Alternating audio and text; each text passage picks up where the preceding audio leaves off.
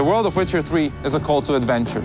Working on it, filling it with content, was a really exciting task, because apart from key locations, we weren't really limited in placing anything in it. We took close consideration of all terrain-given advantages and placed battlefields, villages, castles, ruins to places where they belonged in the most natural and immersive way.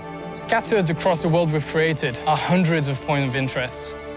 From natural rock formations to abandoned buildings, these points of interest will tease you, some of which can be seen from a mile away. Each one was handcrafted with its own backstory, its own challenge, and of course, most importantly, its own reward.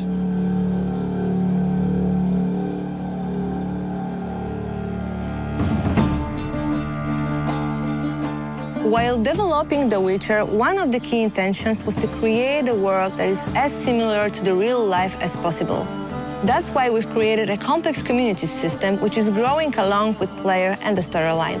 Novigrad, which is the biggest city in the game, holds almost 2,000 residents, and each of them has its own agenda and his own life. Moreover, every person that you meet on your way in the game has their own set of reactions. And not only just to greet Geralt, but also they can be afraid when Geralt draws a sword, or they can complain about the weather conditions, or Geralt can overhear them talking about his past actions.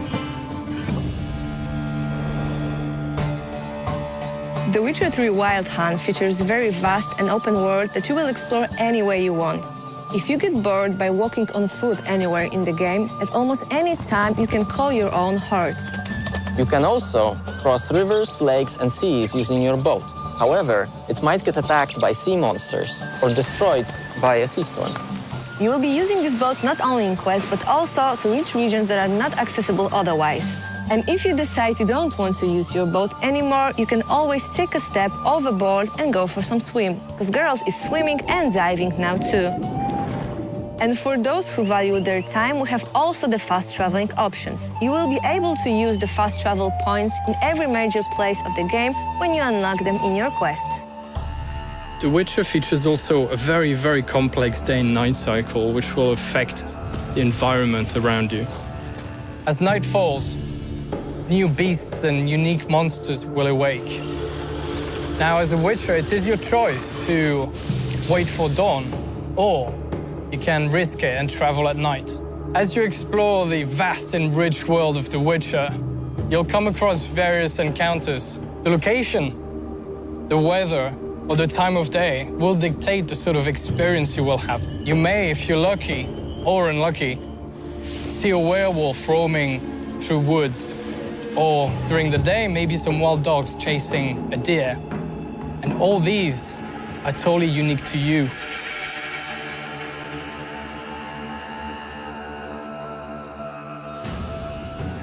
Geralt's original profession is a very important part of the lore, so we wanted to treat it respectfully. We wanted to give players the opportunity to really try what it's like being Geralt.